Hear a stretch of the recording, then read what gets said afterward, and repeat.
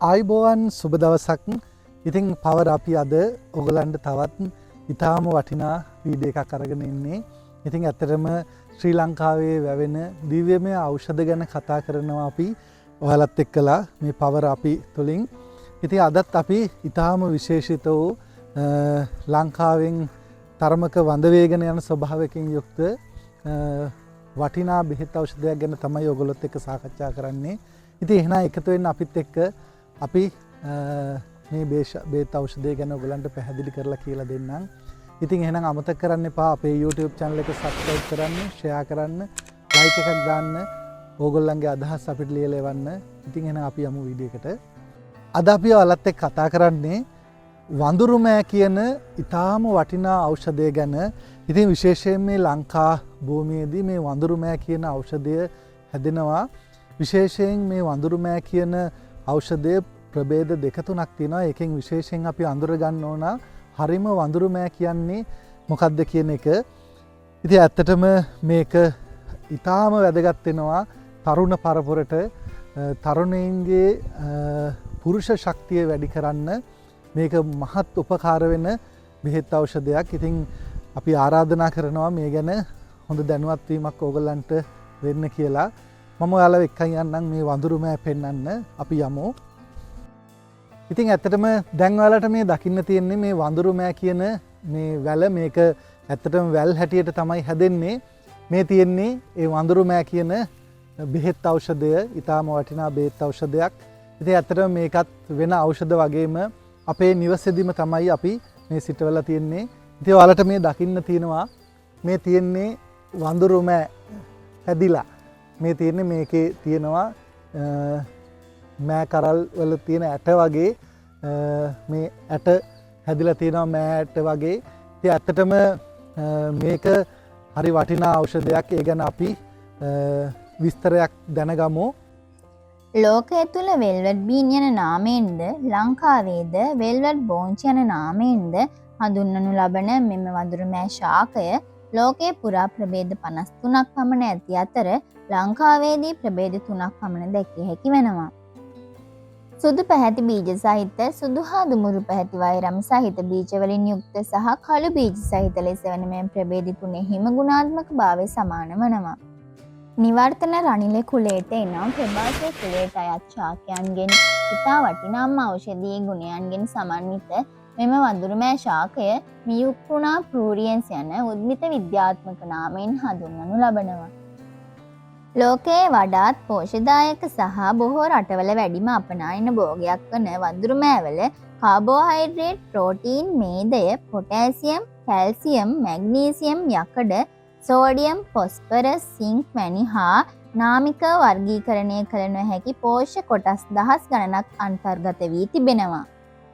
ප්‍රබල වාජීකරණ ගුණ සහිත ඖෂධයක් ලෙස සැලකෙන මෙම වඳුරුමෑ ශාකය පුරුෂ ප්‍රජනන පද්ධතියේ ක්‍රියාකාරීත්වයට සරුභාවයට ඍජුවම සහාය වනවා සේම ලිංගික අවයවවල රුධිර සංසරණය වැඩි කිරීමට, ලිංගික ග්‍රන්ථි ශක්තිමත් කිරීම සේම කාන්තාවන්ගේ වේදනාකාරී ආර්තවය, වාත රෝග, පණු රෝග, වකුගඩු රෝග, උදරාබාධ ආදී රෝග තත්ත්වයන් සඳහා මෙම ශාකයේ ඇට, මල්, බුව ආදී කොටස් ඔසු පිණිස භාවිතා කරනවා.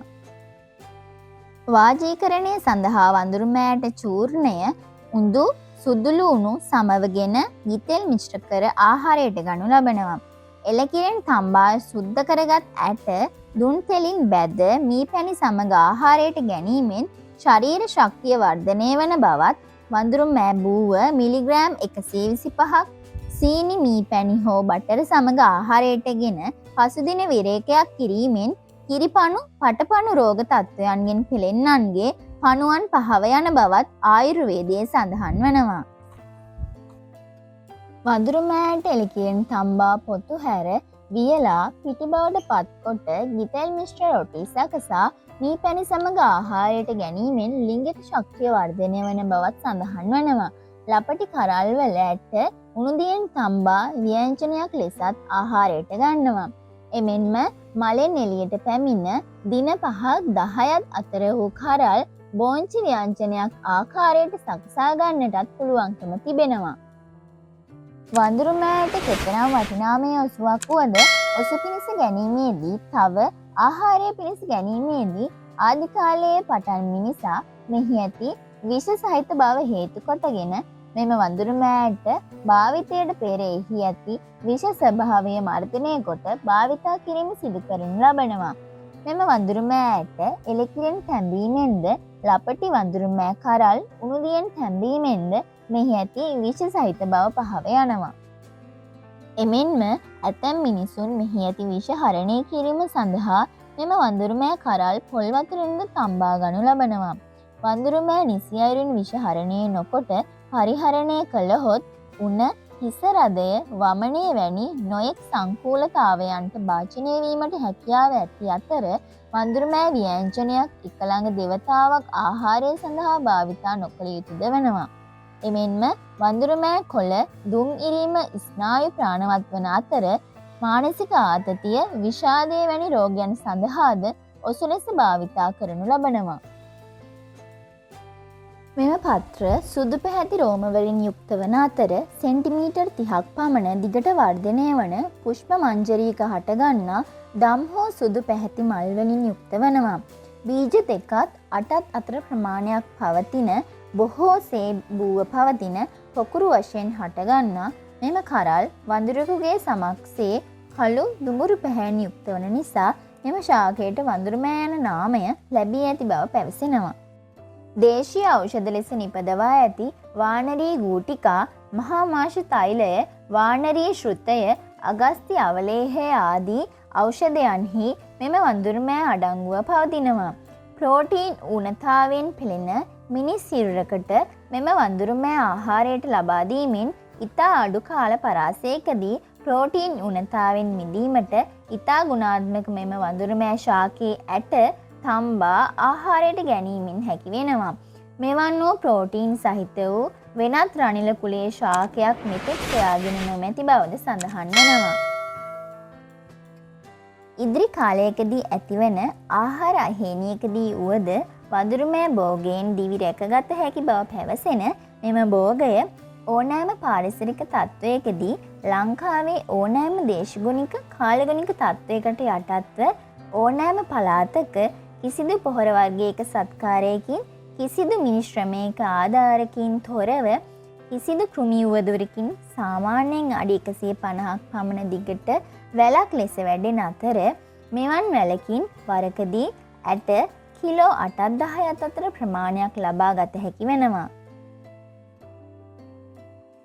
ලංකාවාසී ඔබ අපගේ නැදනුවත්කම හේතු කරගෙන ආහාරයට එක් කර නොගන්නා මෙම වටිනා භෝගය නිර්මාංශ වූවන් හට මාංශයෙන් ලබාගත හැකි ප්‍රෝටීන් ප්‍රමාණය ලබාගත හැකි වටිනා ආදේශකයක්ද වනවා. ලංකාවේ ග්‍රාමීය ප්‍රදේශවල දක්නට ලැබෙන දේශීය වෙළඳපොළ තුල වැඩි ඉල්ලුමක් නොතිබුණද විදේශීය වෙළඳපොළ තුල ඉතා ඉහළම ඉල්ලුමක් පවතින මෙම භෝගය ඉන්දියාව, චීනය, මාලදිවයින යන රටවලද ව්‍යාප්තව පවතිනවා. ලෝපුරා ආදිවාසීන් දෛනික භෝගයක් ලෙස පරිහරණය කොට ඇති බව සඳහන් වන මෙම වඳුරු මෑ ශාකයේ පවතින වාජීකරණ ගුණය පිළිබඳ බුද්ධදාස රජතුමා විසින් සාරාර්ථ සංග්‍රහය නැමැති ග්‍රන්ථයේද සඳහන් කර තිබෙනවා. වටිනාකමක් ලබාගත හැකි අනාගතයට නැතිවම බැරි භෝගයක් ලෙස සැලකිය හැකි මෙම භෝගය පිළිබඳව ඔබගේත් අපගේත් අවධානය යොමු කිරීම අනාගතයේදී ඇතිවිය හැකියි සිතිය හැකි ආර්ථික පරිහානියටද අගනා විසඳුමක් වනවා. අපි විශ්වාස කරනවා මේ වඳුරු මෑ කියන දිව්‍යමය ඖෂධය සම්බන්ධව ඕගොල්ලන්ට යම් දැනුමක් ආවා කියලා. ඉතින් ඒ වගේම පවර අපි මේ වීඩියෝ විශේෂයෙන්ම කරන්නේ නවක පරපුරෝ දෙසා. ඔයාලා දන්නවා මේ නවක පරපුර, ඒ කියන්නේ මේ අලුත් සමාජයේ මේ ඖෂධ ගැන, මේ පරිසරයේ තියෙන ගස්කොළන් ගැන දැනීම ගොඩාක් දුර්වල තැනක තියෙන්නේ. ඒ නිසා විශේෂයෙන්ම අපි මේ වැඩසටහන සකසලා තියෙන්නේ ඒ වෙනුවෙන්මයි.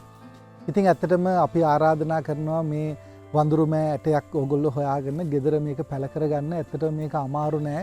ඕගොල්ලන්ගේ වැටකට යවන්න මේක පුළුවන්. ඉතින් ඕගොල්ලෝ ඉගෙන ගත්තා මේකෙන් හොඳ ව්‍යංජන හදන්න පුළුවන්. මේක අනිත් ඒ වගේ තම්බලා ආහාරයට ගන්න පුළුවන්. ඊටාම ප්‍රෝටීන් බහුල ව්‍යායාම කරන තරුණ පරපුරට ගොඩාක් වටින දෙයක්. ඉතින් එහෙනම් අපි තවත් සුන්දර ඖෂධයක් සහ සමග ඕගොල්ලන්ව මුණ ගැහෙන්නම්. ඒ වගේම ඉතාම වටින වීඩියෝ එකක් එක්ක එනම් හැම දිනකටම සුබ දවසක්.